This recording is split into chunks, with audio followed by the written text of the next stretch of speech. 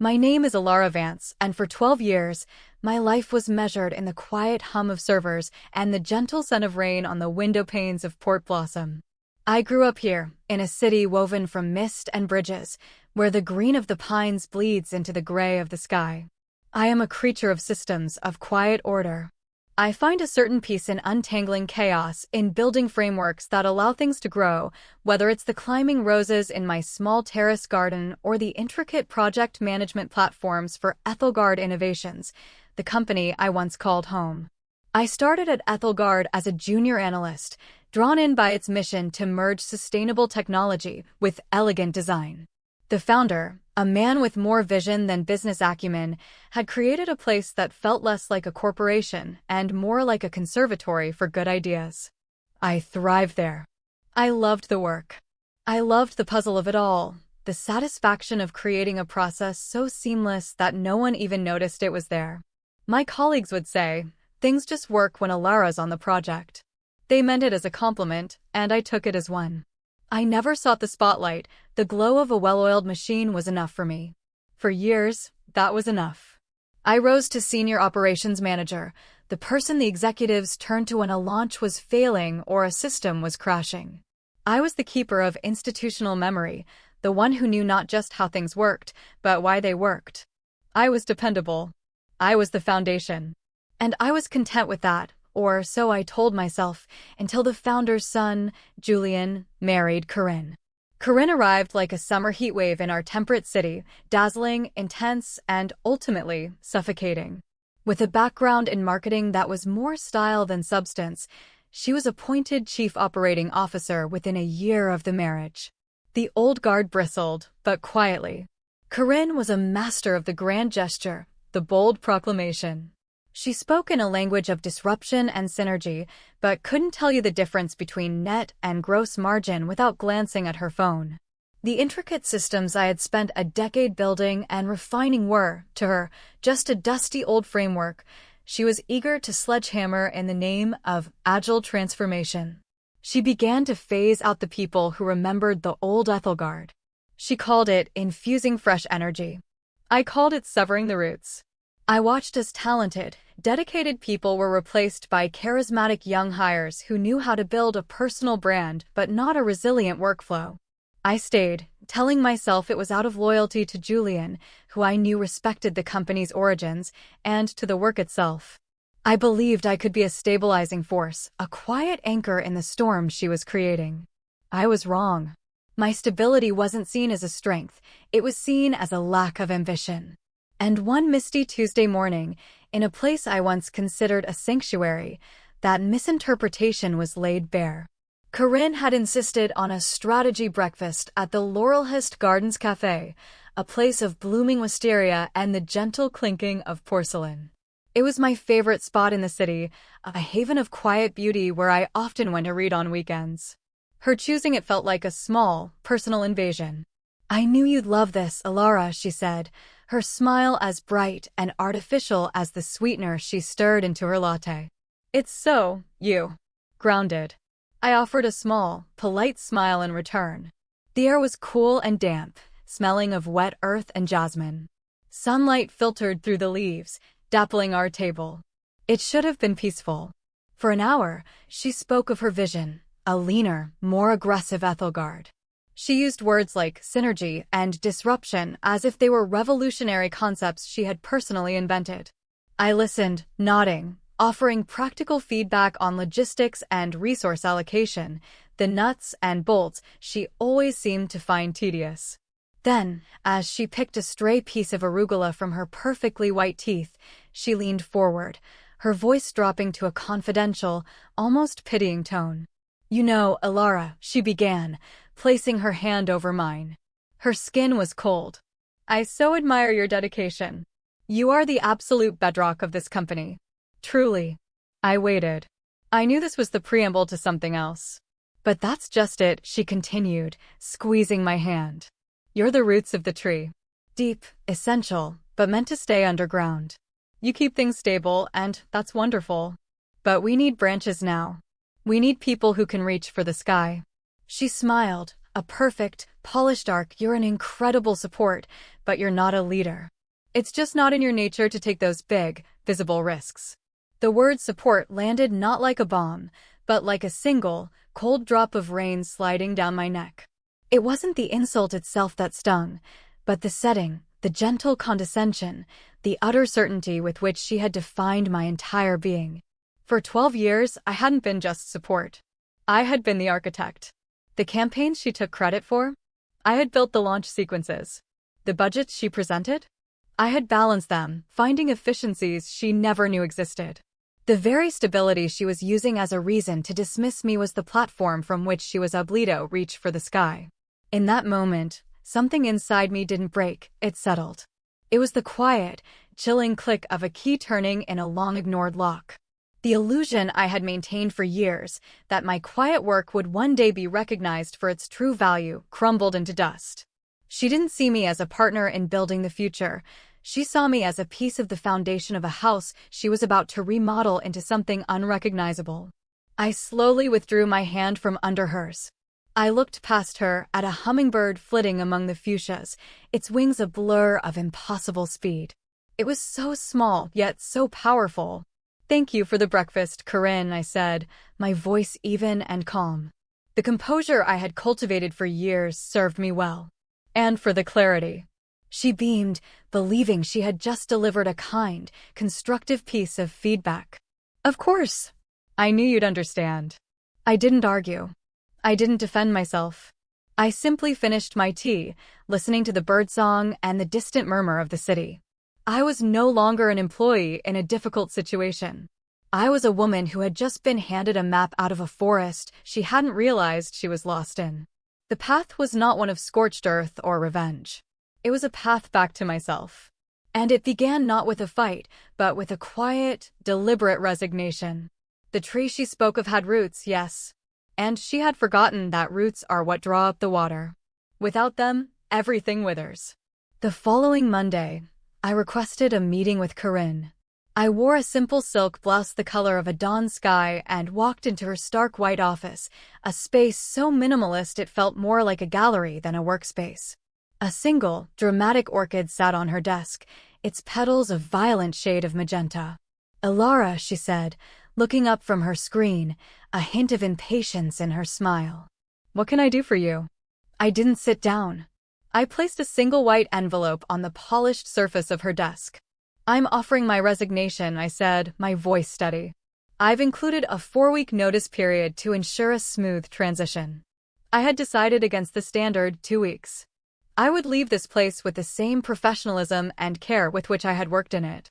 It was a matter of personal integrity. Corinne's smile faltered. She blinked, genuinely surprised. "You're leaving? Why? Was it what I said at the cafe?" "Ilara, that was meant to be empowering." "It was clarifying," I replied, using the same word as before. There was no accusation in my tone, only fact. "I've realized my vision for my own growth no longer aligns with the company's direction. It's time for me to find a place where I can, as you said, reach for the sky." She stared at the envelope, then at me. Her expression shifted from surprise to a kind of dismissive annoyance. She saw this not as a strategic loss for the company, but as a personal slight, an overreaction. "Well," she said, leaning back in her chair and crossing her arms. "I'm sorry to hear that. You've been a fixture here. It will be strange without you. But I respect your decision to seek out a role that's a better fit for your, comfort level." The condescension was back, thicker this time. But it didn't touch me. I was insulated by my newfound resolve. "I'll begin documenting my processes and preparing handover materials immediately," I said. "I want to leave my projects in the best possible hands." "Good. That's very professional of you," she said, already turning back to her monitor, the envelope still unopened. To her, I was already gone, a problem that had solved itself. She had no idea that the real work was just beginning. Walking back to my desk, the open-plan office felt different. The familiar hum of the air conditioning, the muted clicking of keyboards, the low murmur of conversations, it was all the soundtrack to a life I was consciously choosing to leave behind. I wasn't just quitting a job. I was carefully excavating my own legacy from a place that had decided it was disposable. That evening, I didn't go home and rage. I went home and began what I called my archiving. For years, I had been the silent author of so much of Ethelgard's success. I had ghostwritten reports, created financial models that were presented by others, and designed operational systems that Corinne had later rebranded as her own initiatives. I hadn't kept records out of malice, but out of meticulous habit. I sat at my small wooden desk, my cat, a quiet calico named Willow, purring on a stack of books beside me. I didn't download company secrets. I didn't steal proprietary data. I simply gathered my own work. I compiled the original drafts of reports, complete with metadata showing my authorship. I saved the initial versions of spreadsheets, the ones that showed the raw, messy data before I had cleaned and organized it into the elegant narratives the board was shown. I collected email chains where I had proposed the very strategies that were later announced as Corinne's bold new direction. I stored it all on a secure personal drive, in a folder I labeled Garden Blueprints. It wasn't evidence for a lawsuit. It was my professional history. It was proof, if only to myself, that I was not just support. I was the architect. This wasn't an act of revenge. It was an act of reclamation. A few days later, I called Anjali Sharma. We had been roommates in college, navigating our early 20s with a shared pot of cheap spaghetti and big dreams. I had pursued the quiet stability of the corporate world. She had become one of the most respected and discreet employment lawyers in the city. Her strength wasn't in courtroom theatrics, but in her unshakable calm and razor-sharp intellect. We met at a small tea house downtown, the air thick with the scent of steamed milk and spices. Anjali listened without interruption as I recounted the conversation with Corinne, the years of being overlooked, and my decision to leave. I told her about my archive. She took a slow sip of her chai, her dark eyes thoughtful. "This isn't about burning the place down, is it, Alara?" she asked softly. "No," I said, shaking my head. "It's about turning the lights on. I just want what's mine. My work, my contributions. I feel like I've been erased." "You haven't been erased," Anjali corrected gently. "You've been written over. There's a difference." She leaned forward. "You have two things of immense value, your integrity and your knowledge. Corinne has underestimated both. The law protects employees who act in good faith to report misconduct. What you have isn't just a personal archive, it's a record of potential financial and ethical irregularities. If Corinne has been misrepresenting company performance or misallocating funds by claiming your work as her own to justify her compensation, that's not just a moral issue. It's a legal one." I hadn't thought of it that way. The irregularities were something I had noticed, but had always rationalized as Corinne's chaotic management style. There were consulting fees paid to vague entities, lavish team-building expenses that seemed to benefit only her, and an entire intern program whose budget was opaque and whose members were rarely seen. I had flagged it to my direct superior once, who had advised me to let Corinne manage her own budget. "So, what do I do?" I asked. "For now, you continue your graceful exit," Anjali advised. "You complete your 4 weeks. You be the consummate professional. And you let me look at your blueprints. Sometimes, the most powerful thing you can do is let people's own actions catch up with them. We don't need to start a fire. We just need to ensure the smoke alarms are working." My last month at Ethelgard was a strange, surreal experience. I moved through the office like a ghost from the future, a visitor from a life that had already moved on. I was unfailingly pleasant, endlessly helpful. I trained my replacement, a young, eager man who looked at Corinne with a kind of terrified awe. I held meetings, answered questions, and documented every last detail of my responsibilities, creating a manual so thorough that anyone could step into my role. Corinne, for her part, treated me with a sort of cheerful condescension. She would stop by my desk and ask, "Finding a new little project to keep you busy," as if I were retiring to a life of macrame. She saw my meticulous handover not as professionalism, but as proof of my small, detail-oriented nature, the very thing she had deemed unworthy of leadership. She was blind to the power of that precision. During that time, I realized there was one more piece to this puzzle. Julian. I had always liked Julian. He had his father's vision, but was often overshadowed by Corinne's force-of-nature personality. He appreciated the company's soul, the craftsmanship I had worked so hard to protect. I remembered a crisis 2 years ago, a major product failure while Corinne was at a leadership spa retreat in Arizona. Julian had been frantic. I had stayed with him for 2 straight days, working through the night to analyze the data, trace the error, and formulate a recovery plan.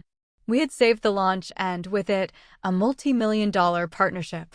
In the quiet exhaustion of the aftermath, he had looked at me and said, "You're the one who really holds this place together, Alara." Thank you. He had meant it. He deserved to know what was happening to the company his father had built. This was the most delicate step. It couldn't be an attack on his wife. It had to be an act of loyalty to the company's integrity. Under Anjali's guidance, I drafted a simple, professional email. Subject, Ethelgard, a private matter. Dear Julian, I hope this message finds you well. As you know, my last day at Ethelgard is approaching. Before I leave, I feel I have a professional and ethical obligation to share some information with you that I believe pertains directly to the long-term health and integrity of the company. It concerns financial and operational discrepancies I have observed over the past year. I have compiled a brief, factual report. I would be willing to meet you in a private capacity to pass this along, if you think it would be appropriate. Sincerely, Alara Vance. I sent it from my personal email on a Wednesday evening. My heart hammered in my chest as I pressed send. This was the point of no return. He replied in less than an hour. Alara. Thank you. Yes, I would like to see the report. There is a quiet coffee shop, The Daily Grind, on Morrison Street. Would Friday morning at 8 a.m. work for you? Julian. The meeting was brief and somber. The coffee shop was nearly empty, smelling of dark roast and rain. Julian looked tired, the lines around his eyes deeper than I remembered. I handed him a slim, unmarked folder. This isn't personal, I said quietly, my voice barely a whisper. This is about the company. The data is all verifiable through your own internal systems. I just connected the dots. He opened the folder. Inside was not a chaotic jumble of accusations, but a clean, clear summary I called the Ethelgard Integrity Report. It detailed 3 key areas: inflated vendor invoices from companies with personal ties to Corinne, a ghost intern program where stipends were disbursed with no corresponding record of work, and several instances where project ROI had been dramatically overstated in board reports by omitting key development costs I had personally tracked. He read it in silence, his jaw tight. He didn't seem surprised, but deeply, profoundly weary, as if he were looking at a diagnosis he had long suspected. When he finished, he closed the folder and looked up at me. His eyes were filled with a mixture of gratitude and regret. I knew things were adrift, he said, his voice low. But I didn't see the architecture of it. Thank you for this, Alara. I know this couldn't have been easy. I love what this company was meant to be, I said simply. Me too, he replied. He stood up, placing the folder in his briefcase. I have a board meeting next week. I need to handle this correctly. He paused, then added, my attorney is Anjali Sharma now. I retained her last month. My breath caught. He had already known. He had already been preparing. My report wasn't the spark, it was the kindling on a fire he was already building. We were 2 people trying to save the same house, just working from different rooms. We shook hands, a silent acknowledgement of our shared purpose, and then he was gone, melting back into the misty Port Blossom morning. My farewell party was held in the glass-walled atrium, a soulless affair with a sheet cake from the grocery store that said, "Good luck, Alara," in wobbly blue frosting. They had spelled my name wrong. After 12 years, it felt less like an insult and more like a perfect, final metaphor. People I had worked with for a decade came up to me, offering pleasantries that felt hollow. "We'll miss your spreadsheets," one said, laughing. "Don't be a stranger," said another. They spoke of my organizational skills, my calmness, my reliability. They were praising the roots, just as Corinne had. Corinne took the center of the room, tapping a glass for attention. "We're all here to say goodbye to Alara," she announced, her voice resonating with false warmth. "She has been such a dependable part of our family here. The kind of person who is always there, quietly making sure the trains run on time. We wish her the best of luck in her future endeavors, whatever they may be. She handed me a gift, a generic gift card to a chain restaurant, tucked inside a card with a printed and signed message from the Ethelgard team. I smiled, a genuine, peaceful smile that seemed to confuse her. "Thank you, everyone," I said. "I've learned so much here. I wish you all nothing but the best." As I walked out of the Ethelgard building for the last time, I didn't look back. I didn't feel anger or bitterness. I felt a profound sense of lightness, the feeling of putting down a weight I hadn't realized I was carrying. My actions hadn't been born of a desire for revenge, but a need for truth. The system I had built was one of order and transparency. Corinne had tried to corrupt it, to twist it to her own purposes. But a well-designed system, I knew, has a way of correcting itself. The seeds of her downfall weren't planted by me. They were of her own sowing. I had simply turned on the irrigation. The aftermath unfolded not with a bang, but with the quiet, inexorable logic of a system rebooting. A week after my departure, Julian presented my report, now corroborated by a forensic accounting team Anjali had hired, to the board of directors. It was a closed-door meeting that lasted 5 hours. Corinne was not invited. The next day, she arrived at the office to find her access badge no longer worked. When she called IT, she was routed to HR. When she called HR, she was told to await a formal communication from the board. The communication came that afternoon. She was placed on indefinite administrative leave, pending a full internal and external audit. Her company credit cards were frozen. Her access to all Ethelgard systems was revoked. Simultaneously, Julian formally filed for divorce. Anjali served the papers. The grounds were not infidelity, but irreconcilable differences, citing a fundamental breach of trust related to financial deception. The news rippled through the city's business community. The story wasn't salacious, it was clinical. Ethelgard Innovations announces leadership restructuring and internal audit. There were whispers of financial mismanagement, of an executive overreach. Corinne's name was mentioned in hushed tones, a cautionary tale of hubris. She had reached for the sky, but she had forgotten to check if her ladder was stable. I watched it all from a distance, from the quiet of my new life.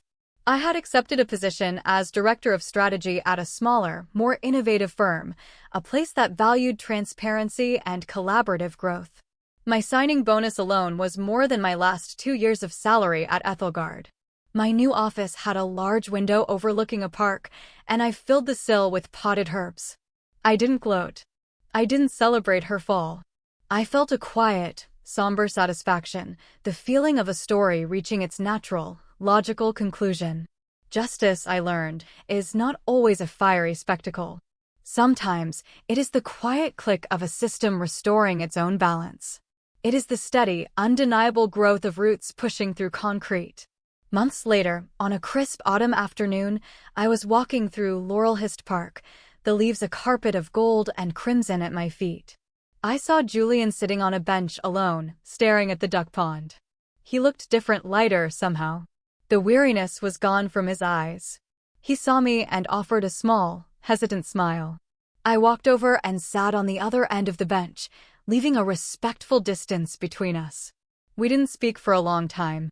We just watched the ducks glide across the water, their wakes creating ephemeral patterns on the surface. "The audit is almost finished," he said finally, his voice calm. "It's extensive, but we're rebuilding. Focusing on the core principles again. My father would be pleased." "I'm glad to hear that," I said. "They offered me the CEO position," he added, looking at me directly. "I'm taking it." "You'll be good at it," I said, and I meant it. He nodded, a flicker of the old sadness in his eyes. "She's moved to California. We settled everything quietly." He paused. "She never understood. She thought you were trying to take her job. She never realized you were just trying to do yours." A gust of wind rustled the leaves around us. I thought about Corinne and her hunger for the spotlight, her belief that power was about visibility and volume. She had been so wrong. "I learned something through all of this," I said, more to myself than to him. "My quiet nature isn't a weakness. My dedication to the details isn't a limitation. It's my strength. It's a different kind of power. It's the power to build things that last. Julian looked at the pond, a thoughtful expression on his face. The roots of the tree, he murmured, echoing Corinne's words, but infusing them with a new meaning. They're not meant to stay underground. They're what holds everything up. We sat in comfortable silence as the afternoon sun began to dip below the horizon, painting the sky in shades of rose and gold. There was no need for more words, no need for thanks or apologies. There was just a shared understanding, a quiet recognition of a storm that had passed, leaving behind cleaner air and the promise of new growth. I had left Ethelgard not to watch it burn, but to give it a chance to heal. And in doing so, I had finally found my own way to reach for the sky, not by climbing over others, but by planting my own garden and tending to it with the quiet, powerful patience of the rain.